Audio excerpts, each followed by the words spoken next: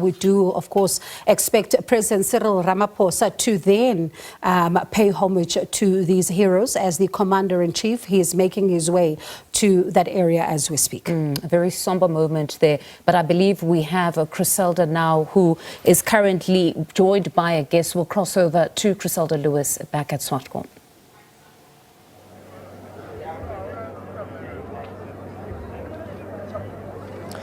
Well, that's right, colleagues. We've just been given word that the families of the 14 soldiers that were killed in the Democratic Republic of Congo, the families are about 5 minutes away. We're going to ask you to stay with us live here from Swartkom. We're expecting in just about a moment, I would say in the next 5 minutes, for the families to arrive. Bongi, where you would know that a little bit earlier on this afternoon, the families had gone through the devastating task of identifying the remains of their loved ones. This is the very first time that they got to see their loved ones since news broke of their demise in the Democratic Republic of Congo, described to us much earlier on as families that were relieved that finally the remains of members of their families have now returned to South African soil.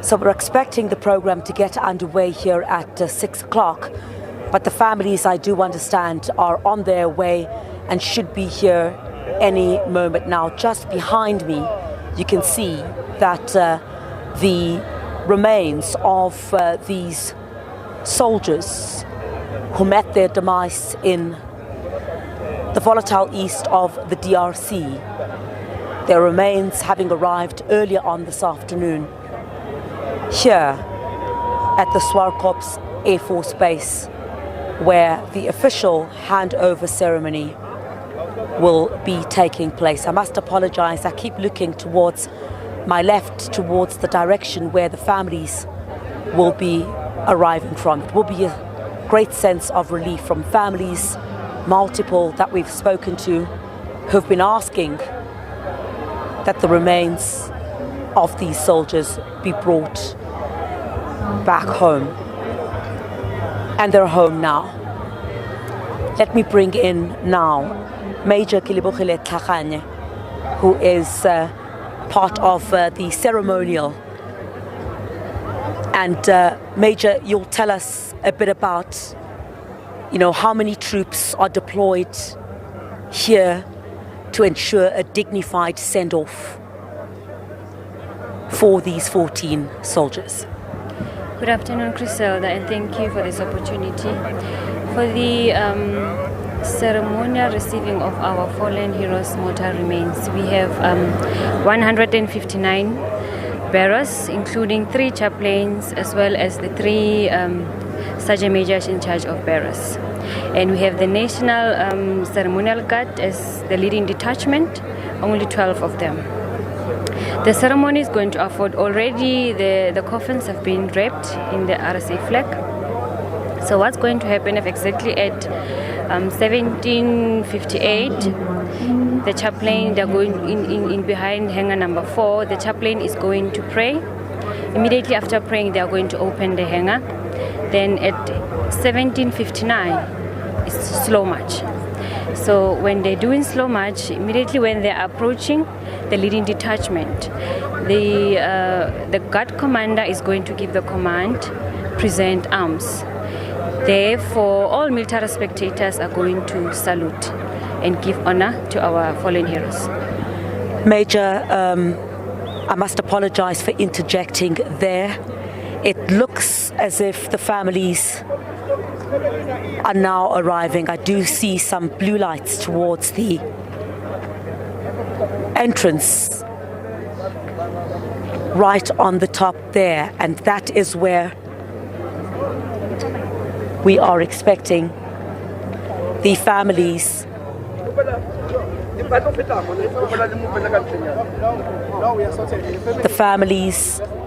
of these 14 soldiers are arriving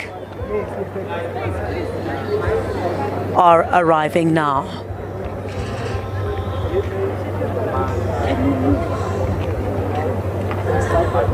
It is a moment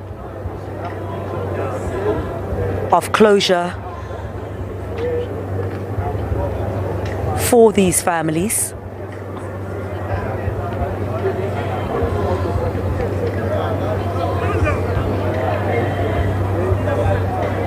And I'll just halt for a second there as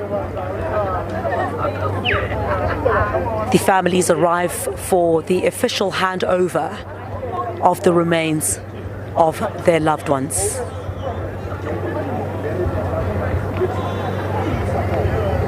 And there you have it. Major, I'll bring you in on this one. This is a very pivotal moment. The families have finally arrived for the handover. Indeed, it is a very touching and very emotional, not only for the family and also for us, members of the military, because we have lost courageous and brave men who fought not only for our country, but also for our neighboring country. So it is a very, very sad moment for all of us. And as a country, we're also in mourning and crying. So the ceremony is going to unfold immediately once the family have taken that. Firstly, they're going to be ushered at the holding area, where they're going to be handled accordingly and then ushered, and so that they can just be at ease, waiting for the time for the official receiving to commence. Like I've explained earlier, that at exactly 17:59, the hangar is going to be opened. When the hangar is opened, as you can see, the heads has already lined up in 5, because we have divided them into 3 groups, 5 and 5, and then the last one is 4. So in each groupings, because the first 5 we have given the South African Army as the leading service, they are going to deploy 16 bearers, and then South African Air Force, South African Navy, as well as the South African Military Health Service, they are going to provide only 8 bearers for the first 5. The same applies to the second 5. Now on the last batch, which is 4, then it means all 4 services will be represented with all the bearers, including the Sergeant Major and the chaplain in front of the batch. So there's going to be the command, slow march, where as they approach the heads, they are going to be, the guard commander is going to give the command, present arms, and then all military personnel are going to salute just to pay respect to our fallen heroes. When they approach the red carpet, it is going to end, right at the end of the red carpet, it will be close to the heads. They are going to hold and load in our fallen heroes. Immediately when they are done, they are going to put on their headdress, and then they're going to give the final compliment to our fallen heroes, and then the first batch is going to withdraw, and then they are going to park on the western side. Then the second batch will come, the same procedure is going to follow, unfold, and then the last, immediately once all our fallen heroes have been handed in properly in a professional and dignified manner, then that will conclude the official receiving of our fallen heroes' mortal remains. Therefore, all the invited guests as well as our family, they are going to withdraw and then go for the memorial service. Then that concludes the official receiving of the mortal remains. Major, I'll ask you to please stay with us, and this at this hour, these are live pictures from the Swartkops Air Force Base, where the families, as you can see, have just arrived for the official handover of the remains of their loved ones. Just seeing some of them drive past us here, you can see the anguish and the pain, and a very important aspect that the Major does mention It is excruciating pain for these families, but also for the SANDF as well, in its entirety. Major, I do see the pain. I do see your emotion. I can see how difficult this is.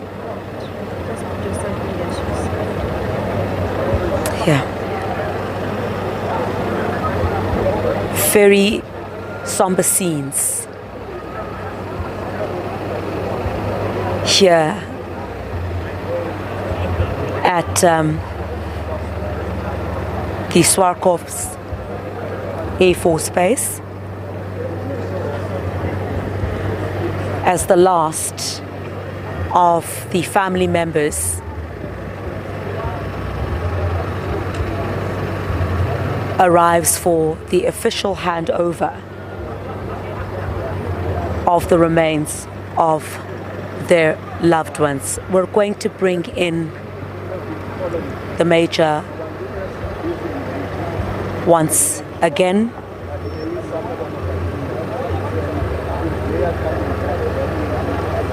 Just looking at some of these families, incredibly emotional behind those windows from what I can see right here. This is painful for them, as would be expected. Their sons and daughters sent to fulfill a cause of peace and stability on the African continent, but unfortunately met with their demise. In that war.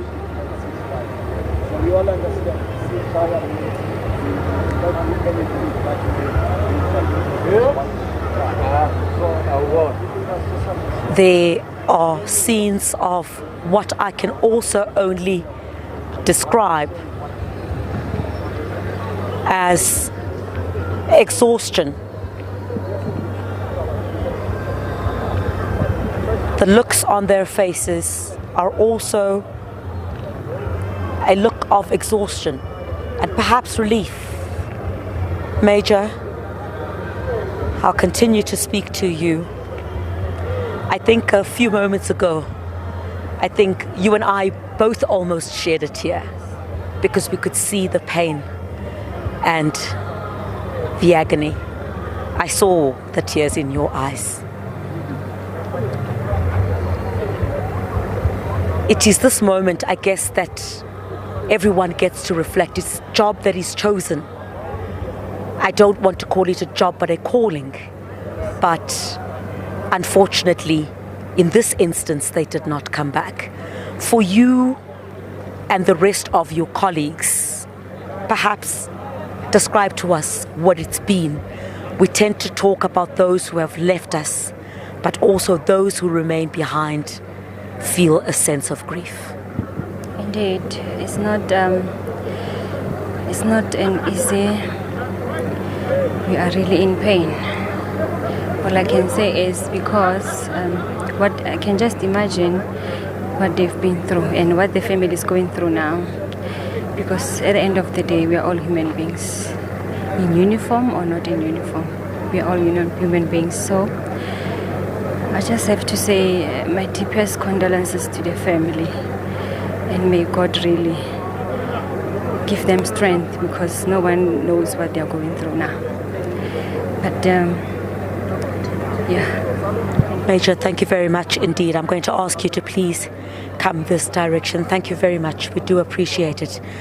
Major, explaining to us the grief you'll see towards that direction, the families, the last of the families who are arriving they are going to take their seats in Hangar 5. That's where the families will be accommodated. And this is a pivotal moment for them as they remember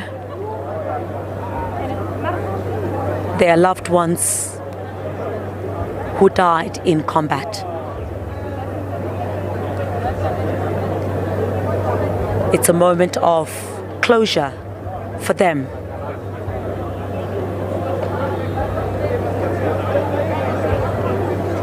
Having received the answers about what happened to their loved ones in combat.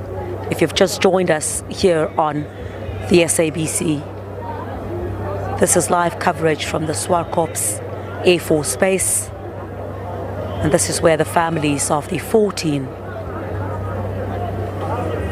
soldiers that were killed in the DRC have arrived to receive the remains of their loved ones after earlier on today identifying their remains at the mortuary. We're expecting it to be incredibly emotional.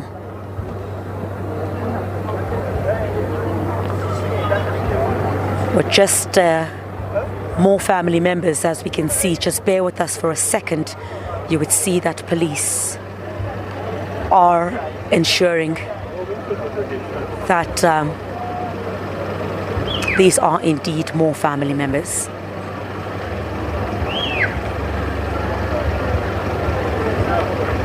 The emotion and the sadness on their faces.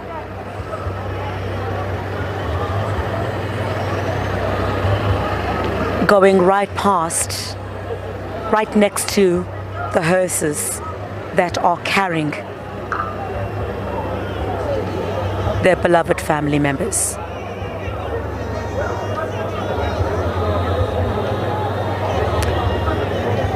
Today is likely to be, as we have said, a moment where they can finally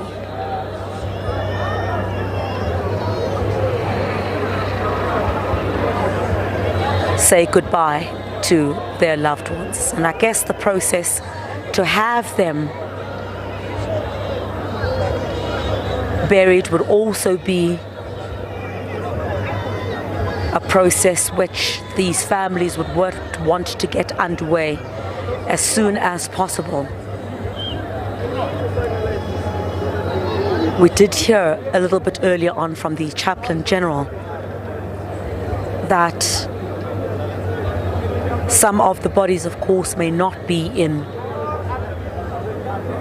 appropriate condition due to the fact, a number of factors, the heat in the Democratic Republic of Congo, and of course the time that has passed by since that unfortunate day.